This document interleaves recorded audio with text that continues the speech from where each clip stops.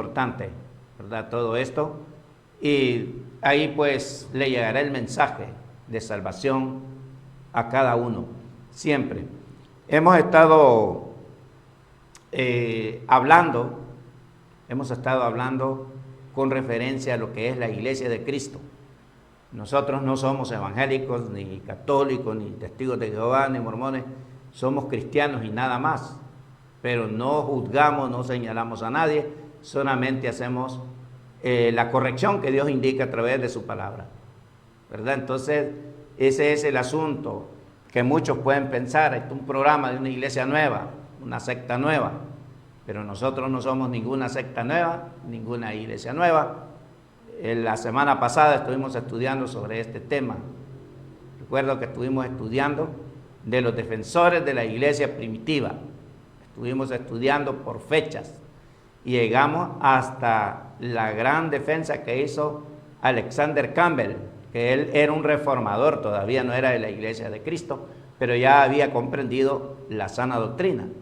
Entonces él también ayudó a fortalecer la doctrina de la Iglesia de Cristo por defender lo correcto a través de la palabra de Dios. Pero cuando Alexander Campbell en el año 1829, en el debate que se celebró con Robert Owen, ¿verdad?, de Escocia, en Ohio, en el año 1829, la Iglesia de Cristo, oiga bien lo que le voy a decir, para ese debate ya había pasado más de 1000 años, como 1500 años, más de 1500 años, la Iglesia de Cristo ya estaba fundada, la Iglesia de Cristo ya estaba aquí en la tierra. Entonces, mi amable televidente, no hay que dejarse confundir.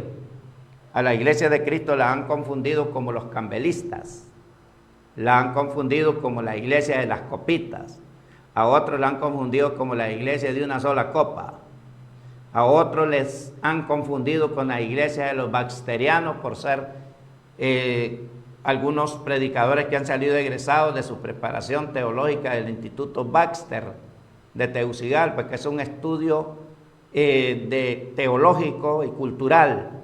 Es un instituto que beca a muchos hombres que quieran prepararse para la labor a desarrollar en Cristo Jesús. Muchos dicen que de ahí sale la iglesia de Baxter. Baxter no tiene iglesia, Baxter es el nombre del instituto donde se preparan y se han preparado algunos obreros cristianos para comenzar su ministerio. Otros le llaman la iglesia de los Valdosta, porque de Georgia Valdosta comenzaron algunos a recibir apoyo para algunas misiones de predicación en Centroamérica, pero no hay iglesia de Cristo de Valdosta, no hay iglesia de Cristo de Baxter, no hay iglesia de Cristo de Vica, del Instituto Vica, no hay iglesia de Cristo del Instituto de Panamá, no hay iglesia de Cristo de una copa, no hay iglesia de Cristo de las copitas. La iglesia de Cristo es una sola iglesia. Es una sola iglesia en toda la faz de la tierra.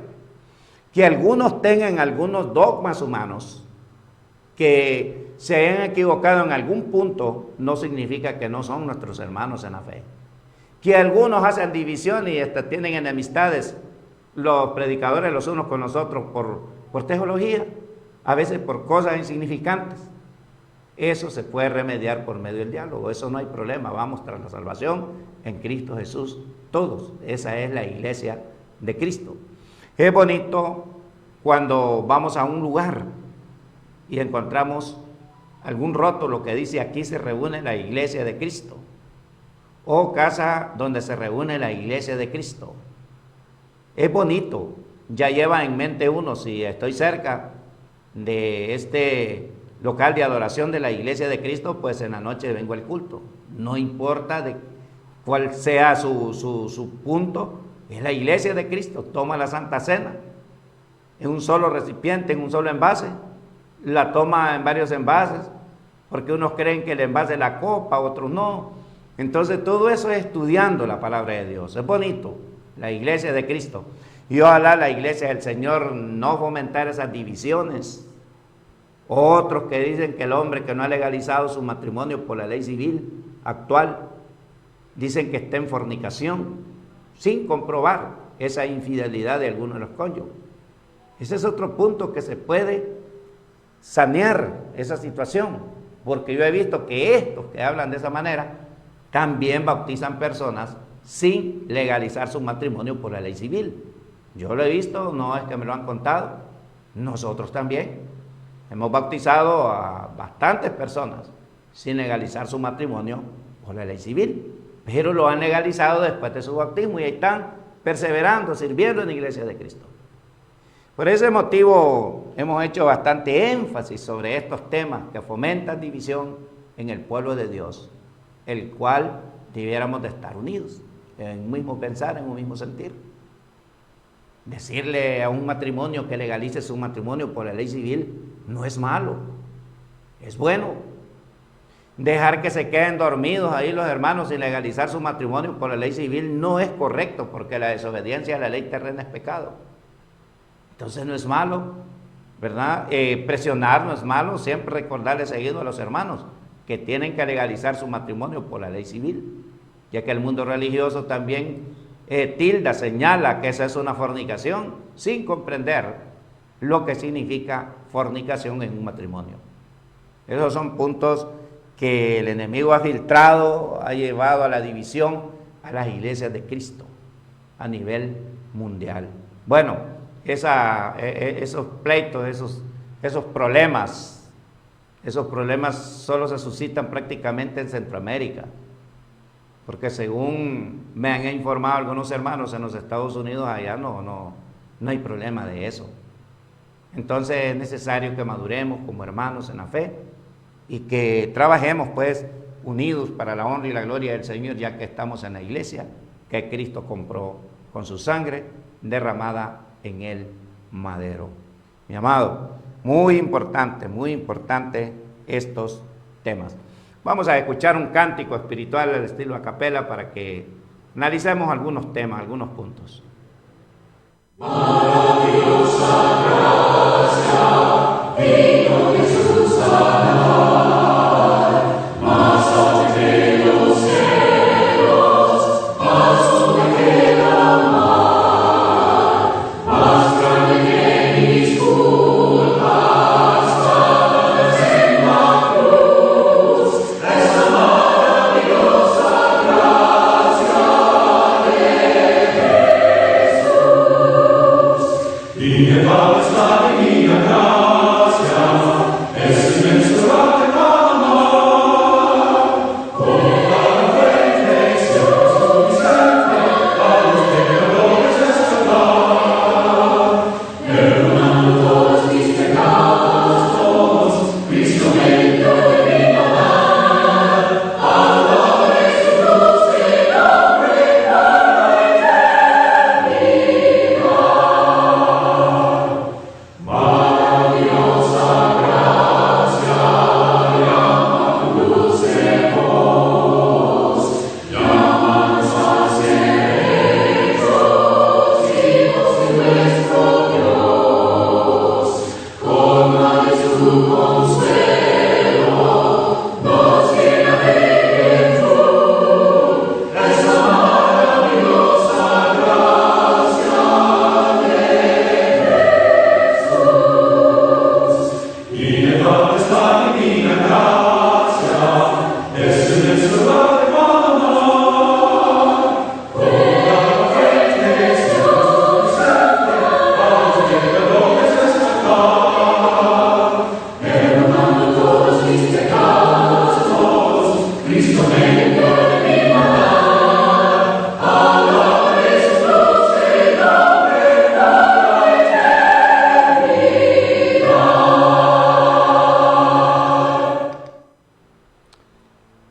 Antes de entrar en el estudio que tenemos de lo que es la iglesia, quiero enfatizar algo que me llamó la atención, que me pongo a revisar el YouTube, porque tengo un canal de YouTube que lleva por nombre Margen Soriano,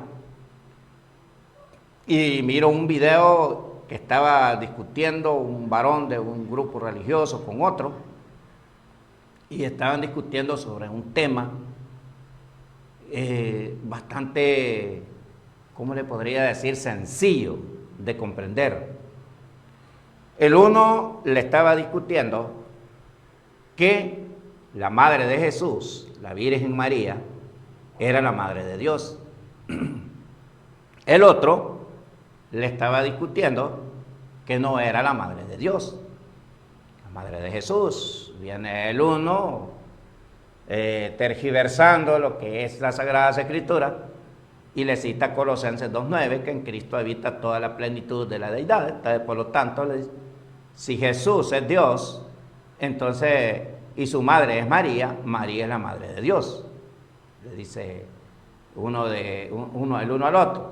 Entonces, lo que me llama la atención es cuando el hombre el otro lo deja, pues, ahí en dudas, cuando le dice, si María es la madre de Dios, ¿quién eligió a María para que diera luz a Jesús?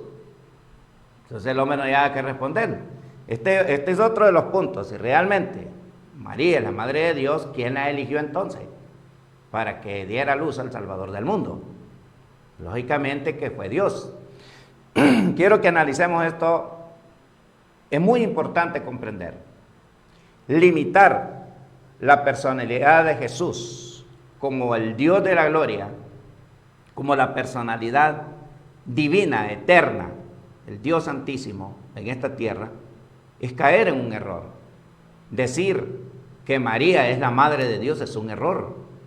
Ella fue el instrumento para dar a luz al Hijo de Dios, Jesucristo encarnado.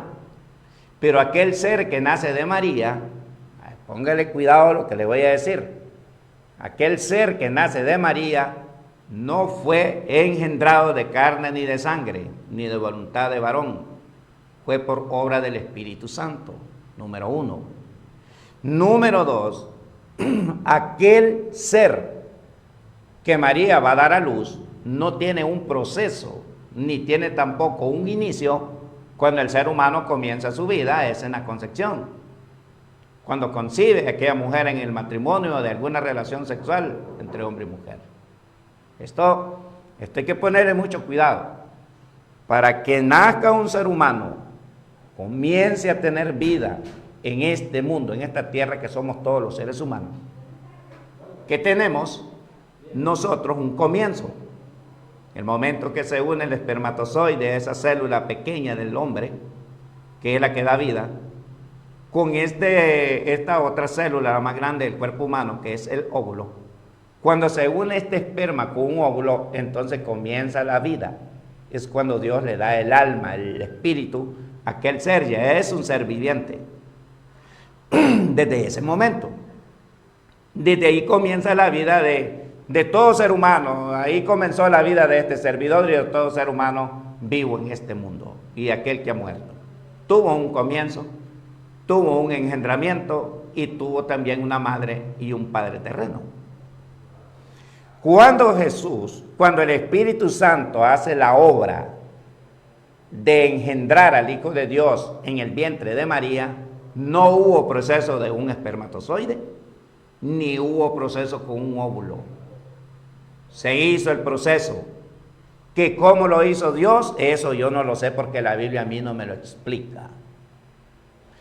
Que cómo fue que se encarnó, cómo fue que comenzó ese embrión en el vientre de una mujer y que vino a estar embarazada a su tiempo correcto y dar a luz a su tiempo correcto a un hombre que se miraba como muy incorriente. Eso no lo sé. Pero de que María engendró a Jesús, eso es mentira. No lo engendró.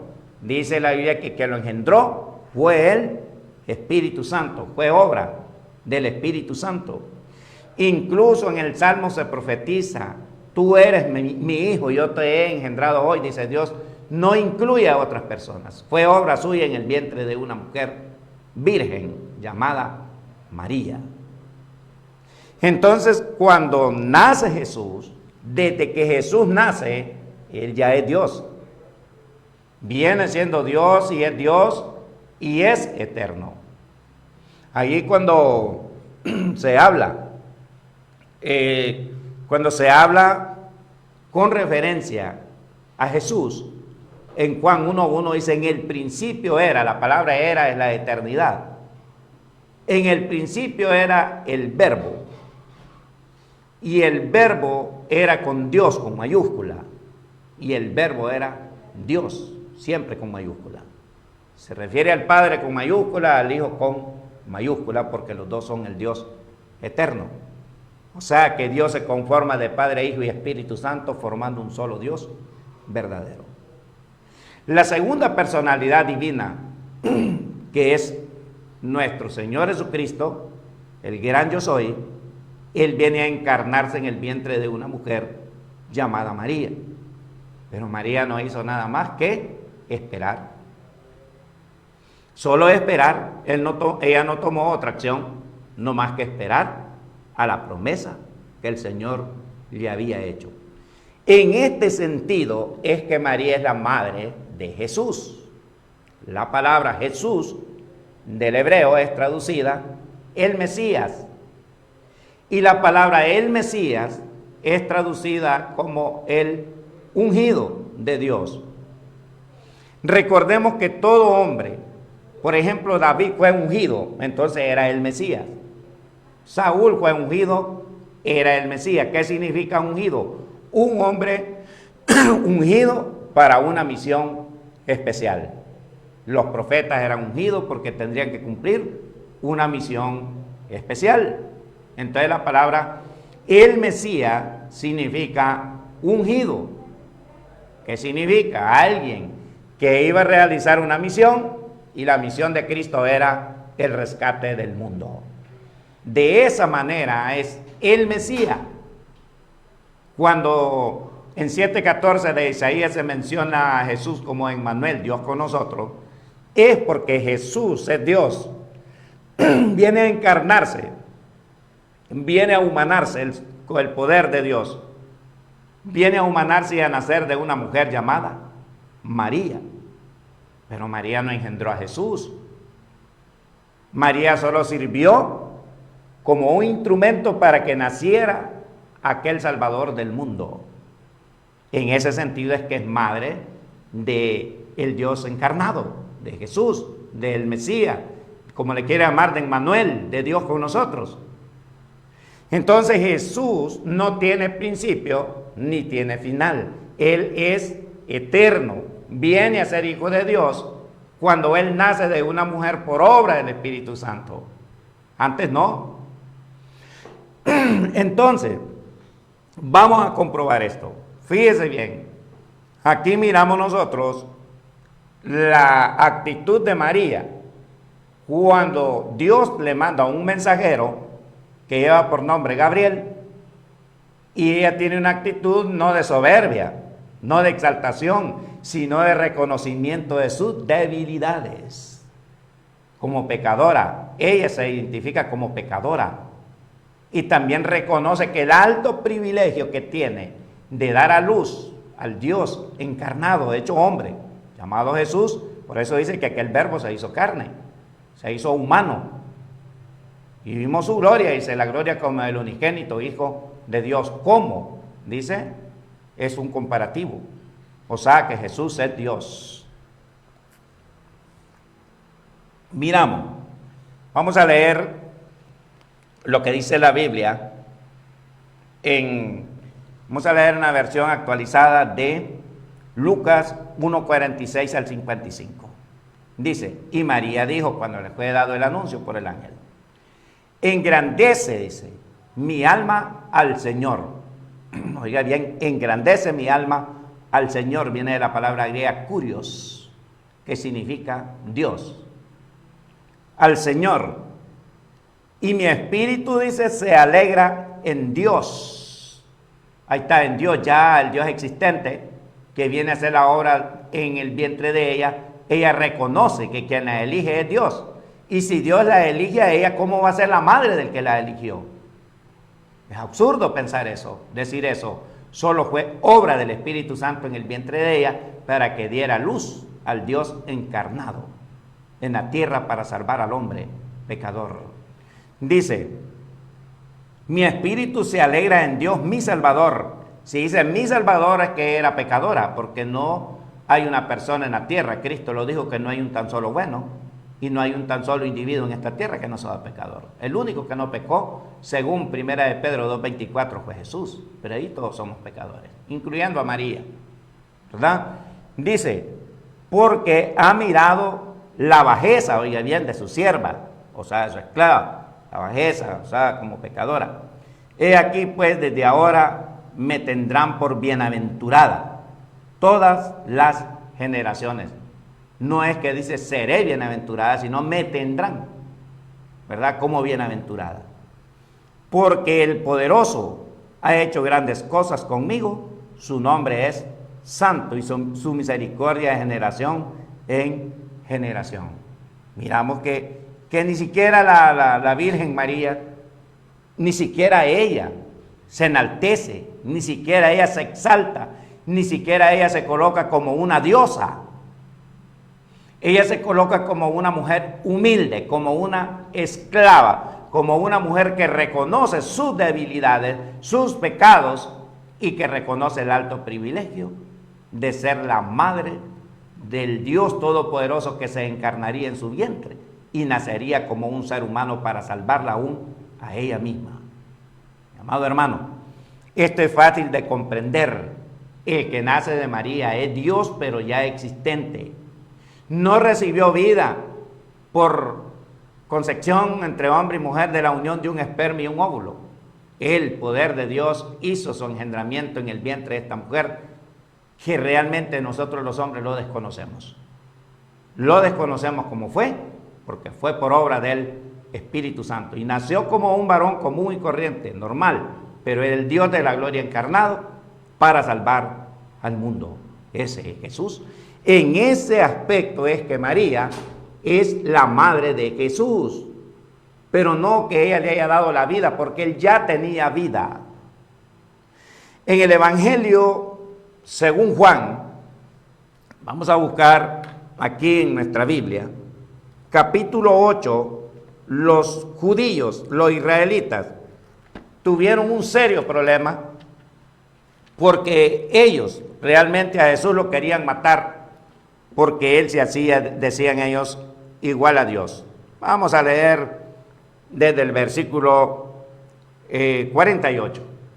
Esta discrepancia que tiene Jesús con estos hombres. Les dice, respondieron entonces los judíos y le dijeron, ¿no decimos bien nosotros que tú eres samaritano y que tienes demonio? Respondió Jesús, oiga bien, yo no tengo demonio, antes honro a mi Padre y vosotros me deshonráis.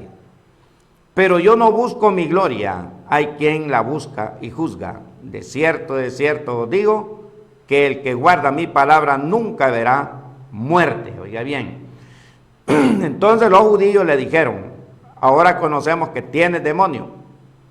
Abraham murió, dice, y los profetas, y tú dices, el que guarda mi palabra nunca sufrirá muerte. ¿Eres tú acaso mayor que nuestro padre Abraham, el cual murió, y los profetas murieron? ¿Quién te haces a ti mismo? Respondió Jesús, si yo me glorifico a mí mismo, mi gloria nada es. Mi Padre es el que me glorifica, el que vosotros decís que es vuestro Dios. Pero vosotros no le conocéis, mas yo le conozco. Y si dijere que no le conozco, sería mentiroso como vosotros. Pero le conozco y guardo su palabra. A Abraham, vuestro padre, se gozó de que había de venir mi día, y lo vio y se gozó. Entonces le dijeron los judíos, aún tienes 50 años, aún no tienes 50 años, ¿y has visto a Abraham? Jesús le dijo, de cierto os digo, antes que Abraham fuese, yo soy. Jesucristo declara que antes que Abraham existiera, él ya era. Estamos hablando de más de 2000 años atrás, que está hablando Jesús. Hablando con los judíos que le dicen que no tiene ni 50 años, quizás tendría algunos 31 años. Ahora Jesús les dice que Él es antes que Abraham, que hacía más de 2000 años que había muerto.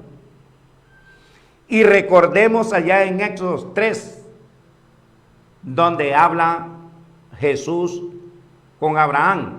Y Abraham le pregunta cómo es su nombre y Jesús le dice: yo soy el que soy. Por eso aquí dice, antes que Abraham fuese, no dice yo era, sino yo soy. La traducción a estas palabras, yo soy YHWH, ¿verdad? Yahvé, soy el que soy, es la identidad del Dios de la gloria. ¿Quién era? Dice Cristo que Él mismo era el que estaba manifestado en ese lugar, porque Moisés miró su gloria. Entonces, ¿cómo es posible que una mujer llamada María, que no tenía ni siquiera 50 años, quizás de edad, viene a dar a luz a Jesús? Y muchos le atribuyen que sea la madre de Dios, cuando Cristo se declara como el gran yo soy, como el Dios eterno, el mismo que elige a una mujer para su encarnación.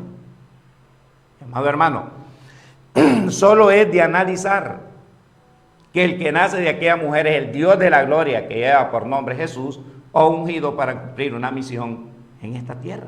Sencillo. ¿Por qué es la madre de Jesús, del ungido? Porque de ella nació, por obra del Espíritu Santo. No fue por voluntad de ella, no fue por voluntad de nadie más, sino por la voluntad de Dios. Mi amado, estos temas son muy importantes de aprender, son muy importantes de reconocer, porque a veces las personas tergiversan la Escritura. Muchos han endiosado a María, el cual la Biblia misma dice que es pecado, porque no hay otro nombre dado a los hombres en quien podamos ser salvos, según Efesios 4:12. No estoy en contra de que María fue una gran mujer, una mujer humilde, una mujer indicada para cuidar a aquel varón que crecería para salvar al mundo. No discuto sobre eso, pero la Biblia en ninguna parte de los 31.173 versículos de la Biblia no aparece un tan solo milagro hecho con poder de María. Allá en Hechos 1:20, ahí puede mirarlo usted, que estaban reunidos los discípulos en el capítulo 1, del 11 en adelante. Allí habla, podemos ver que María estaba con ellos. Y los que reciben poder de lo alto son los apóstoles. En Apocalipsis 21:14, los que están como columnas y baluartes en el muro de la Santa Jerusalén, los nombres escritos son de los apóstoles. María está en el cielo, una mujer salva, es una mujer elogiada, es una mujer que gozará y goza de la vida eterna, porque fue una mujer obediente hasta el final. Eso es algo que no se discute, pero que sea diosa o que sea la que tiene el mando, incluso la supremacía sobre Dios, sobre Jesús, están totalmente equivocados. Totalmente equivocados. Dice la Biblia, fíjese bien, aquí en el versículo, vamos a ver, donde miramos nosotros, en el versículo, cuando se levantó, aquí en el capítulo 2, para la venida del Espíritu Santo.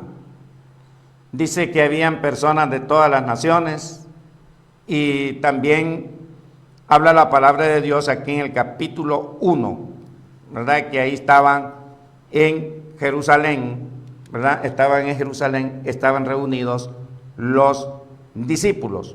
Estaba reunida también María, ¿verdad? Dice, entonces vinieron a Jerusalén desde el monte que se llamaba del Olivar, cual está cerca de Jerusalén. Camino de un día de reposo, y entrados subieron al aposento alto, donde moraba Pedro y Jacobo y Juan, Andrés, Felipe, Tomás, Bartolomé, Mateo, Jacobo, hijo de Alfeo, Simón el celote, Judas, hermano de Jacobo, y todos estos perseveraban unánimes en oración y ruego. Ahí están los apóstoles. Con las mujeres, habían mujeres también, y con María, la madre de Jesús, y con sus hermanos. Ahí miramos nosotros claramente, exactamente, que María estaba con ellos, pero no llevaba la directriz de esa predicación de este evangelio, sino que quien comienza predicando es el apóstol Pedro y los apóstoles. Fíjese bien en Hechos, capítulo 2, versículo 36, cuando Pedro les dice, así que, dice en el versículo 36, sepa pues certísimamente toda la casa de Israel, que a este Jesús, a quien vosotros crucificasteis, Dios le ha hecho Señor y Cristo. Fíjese bien ahí en el versículo 37. Al oír esto, se compungieron de corazón y dijeron a Pedro, no dice a María, y a los otros apóstoles, varones hermanos, ¿qué haremos?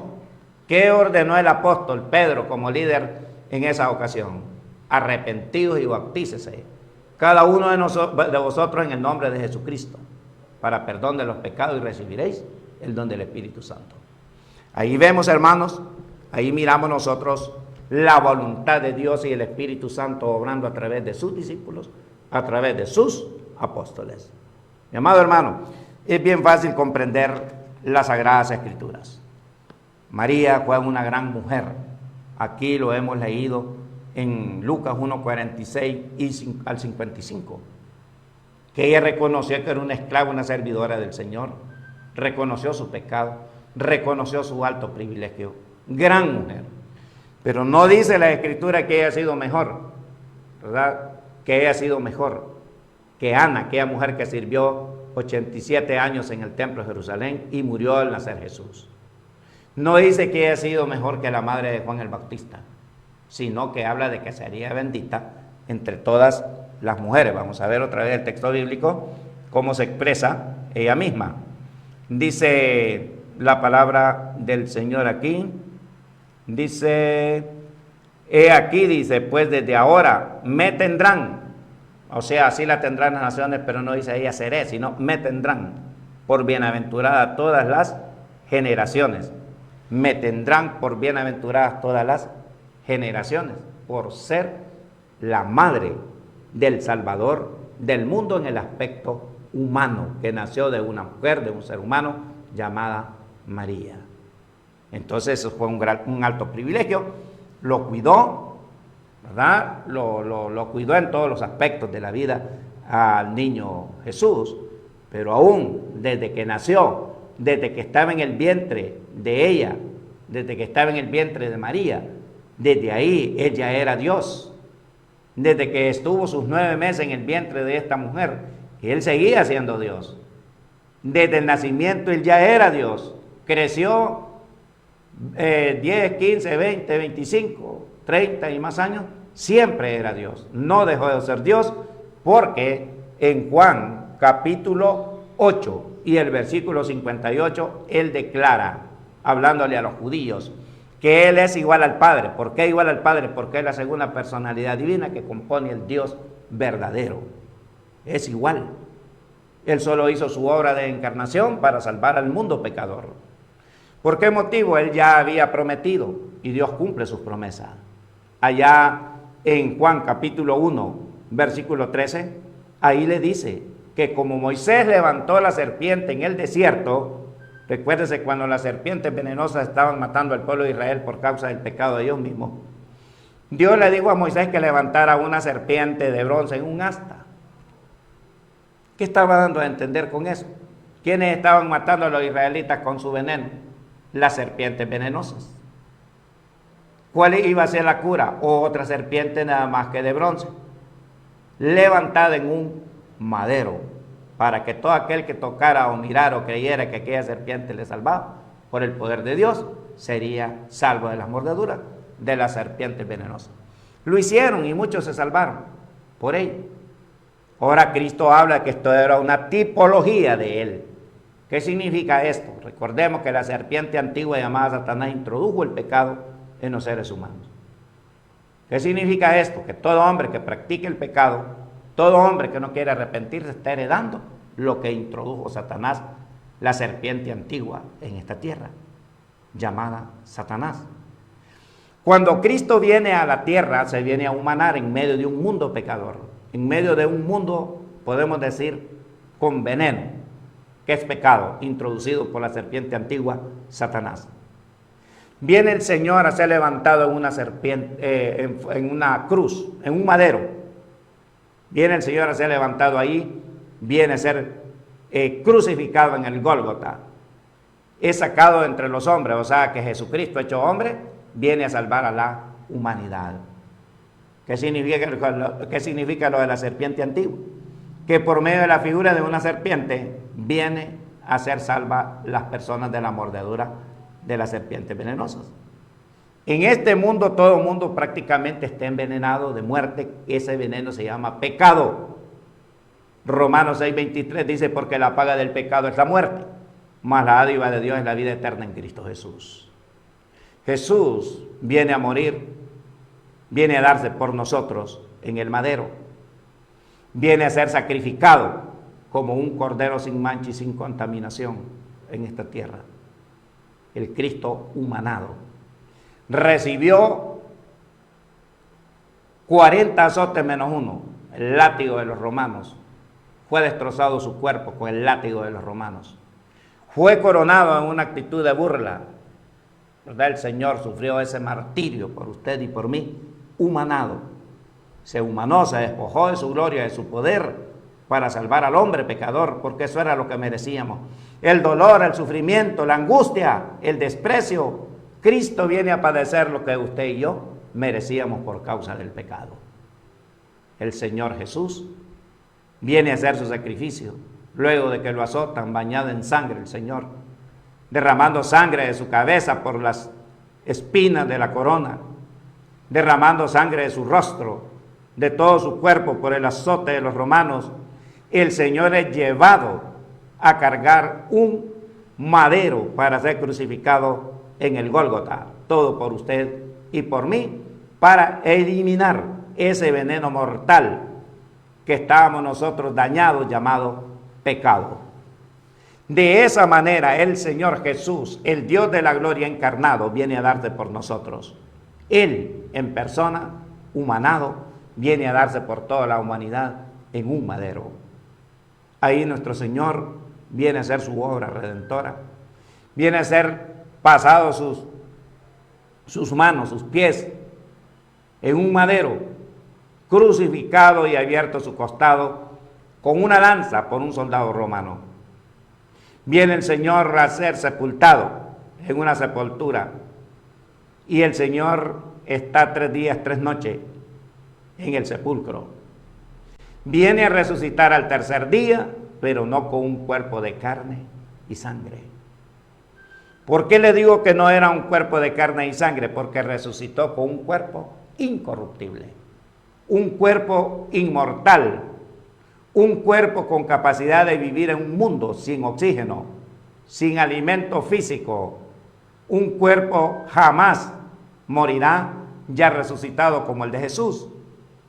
Queda a entender, Cristo se dio por nosotros y nosotros creyendo y obedeciendo su evangelio. El plan de salvación que Él ha dejado para la humanidad viene a darnos vida, porque Él se dio por nosotros en el madero, resucitó. ¿Por qué le digo que no era un cuerpo de carne y sangre? Porque un hombre muerto, un ser muerto de 3 días, todavía si lo sacan de un sepulcro puede estar putrefacto su cuerpo, derramando suero, ¿verdad? Sangre, sanguaza que le decimos suero. Puede estar derramando suero de su cuerpo porque se divide la sangre con el agua. Ahí, mi amado hermano y mi amigo, cuando Jesús se presenta a sus discípulos, Él les dice: pasa a vosotros. Y Tomás no cree en aquel asunto que está mirando, pensaba que no era Él, porque eran incrédulos todavía a esa resurrección. Y Cristo lo invita a tocar sus heridas de sus manos y de su costado. Lo tocó la herida, pero no salió congestionado, lleno de sangre sus manos, porque Jesús ya no tenía sangre. Jesús ya no era un cuerpo de carne y sangre, era un cuerpo transformado. Él quiso dejar sus heridas, la señal de sus heridas, porque es la prueba de que Él murió por usted y por mí en el madero, allá en el Gólgota. Mi amado, este ser humano, este Dios de la gloria, llamado Jesús, Él se encarnó voluntariamente en el vientre de una mujer por obra del Espíritu Santo para ser ungido. Eso significa el Mesías, eso significa Jesús, Josué. Ese es el Mesías, el Dios de la gloria, encarnado. Viene a nacer, ungido por la obra de Dios, y viene a cumplir la misión del rescate de la humanidad. Por ese motivo, nosotros estamos predicando este evangelio. Por ese motivo estamos predicando esta palabra al mundo entero, de que Jesús se dio por nosotros, se humanó, se encarnó y nació el Dios de la gloria, el Dios existente por la eternidad, se encarnó y se despojó a sí mismo, según Colosenses 2, 5 al 7, de su poder glorioso, de su estado de gloria que tenía en el trono celestial, y se encarnó todo por amor por usted y por mí. Ese es el Cristo, el Dios de la gloria. Ese es el gran yo soy. Ese es el Salvador mío. Es el Salvador suyo y el Salvador que quiere ser de todo aquel pecador que está muerto en delitos y pecados en esta tierra. Él es Jesús. Él es nuestro Salvador, Cristo. Ahí, mi amado hermano, es donde se despejan dudas. Incluso la misma Virgen María en ese tiempo reconoce que Él es su Salvador, el Dios de la gloria, y que el proceso que irá a hacer ahí es nada más por obra del Dios Altísimo. Ella está consciente que dará a luz al Salvador del mundo, que es el Dios de la gloria el que está con ella. Por eso dice, vuelvo a reiterar el texto bíblico, en el versículo 46, y María dijo, engrandece mi alma al Señor. Fíjese bien, y mi espíritu se alegra en Dios, mi Salvador. ¿Por qué se declara a ella como que Dios es su Salvador? Porque era pecadora. Tenía manchado su alma, su ser de pecado, igual que todo ser humano. Yo también declaro que Jesús es mi Salvador. Al mundo se le declara que Dios es el Salvador de ellos, según Juan 3:16. Porque de tal manera amó Dios al mundo, que ha dado a su Hijo unigénito, para que todo aquel que en Él cree no se pierda, mas tenga vida eterna. En el capítulo 3 del Evangelio según Juan, cuando Cristo tiene la conversación con Nicodemo, cualquiera puede confundir el tema de que con solo creer y aceptar la persona es salva. Pero Cristo le dijo todo lo contrario a Nicodemo. Desde el tiempo que Nicodemo, desde el momento que Nicodemo viene a Jesús, allá en Juan 3 al 7, en adelante, todo el capítulo, se acerca a Jesús. Desde ese momento ya había creído Nicodemo, ya había creído en el Señor, él mismo lo declara. Sabemos que tú has venido de Dios, porque nadie hace las señales que tú haces si no está Dios con él. Cristo le dice que tiene que nacer de nuevo, y le explica que tiene que nacer del agua y del Espíritu. Mi amado hermano, mi amado amigo, el renacimiento en Cristo Jesús es un mandamiento. Nicodemo casi no lo comprendía, pero Jesús se lo explica con amplitud y le viene dando una serie de explicaciones de lo que es el Espíritu Santo en el versículo 7.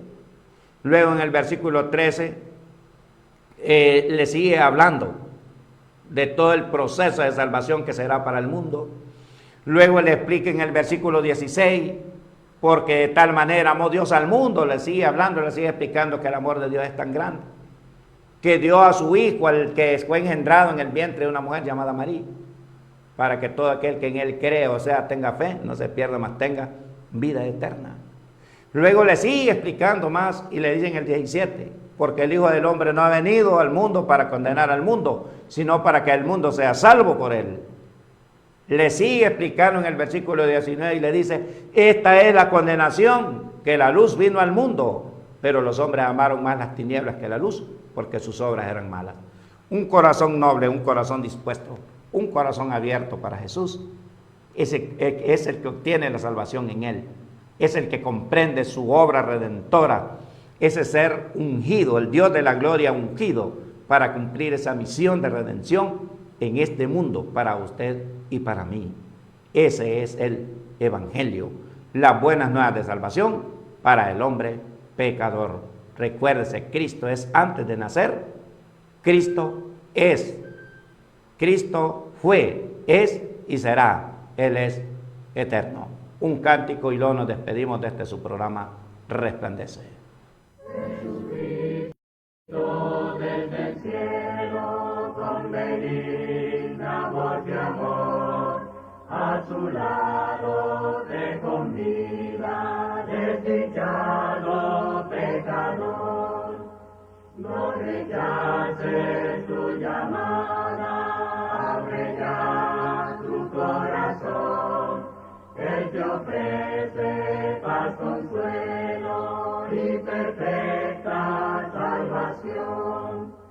Cristo te ama con ternura, en la cruz lo demostró, pues allí por tu pecado pura sangre derramó. Con afán Jesús te busca, cual amante y fiel pastor, mientras vagas extraviado por la senda del error. Oh, acude sin demora a tu Salvador y Dios, Él te brinda paz y gozo, no resistas más su voz.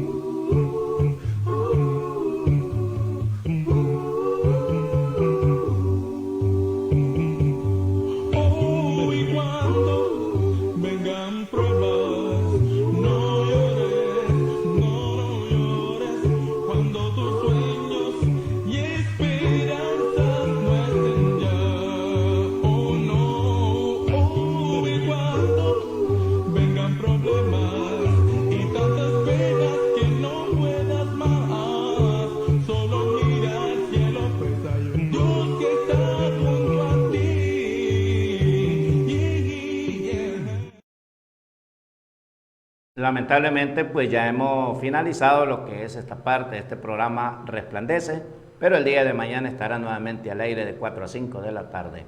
Estuvo con usted su hermano y amigo Martín Vázquez Soriano. Que Dios les bendiga, con permiso, y pase una feliz tarde-noche. El mundo no es real, soy peregrino aquí, en la ciudad de luz, entre tesoros sí, eterno resplandor, por siempre gozaré, y la vida mundana jamás desearé. Bendito Cristo, tú eres siempre fiel, la dicha que me das más dulce es que la miel, la sed y la pasión por siempre gozaré, y la vida mundana jamás desearé. Único entonaré a Cristo el Salvador, digno eres, oh Señor, de gloria y honor, la patria celestial por siempre gozaré, y la vida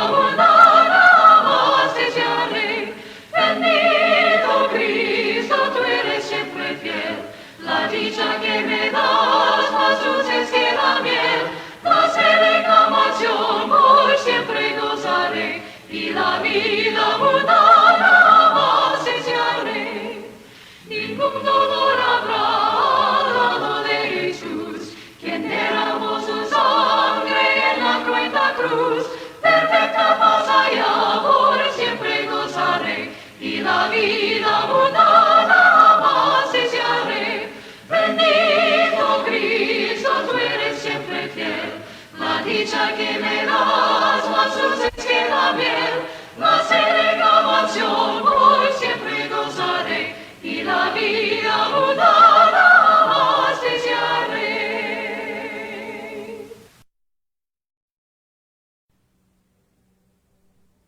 ¿Quién me puede dar perdón? Solo de Jesús la sangre y un nuevo corazón. Solo de Jesús la sangre, precioso es el raudal que limpia todo mal. No hay otro manantial, solo de Jesús la sangre. Buen rescate eficaz, solo de Jesús la sangre. Trajo santidad y paz, solo de Jesús la sangre. Precioso es el raudal que limpia todo mal. No hay otro manantial, solo de Jesús la sangre. Veo para mi salud, solo de Jesús la sangre. Tiene de sanar virtud, solo de Jesús la sangre.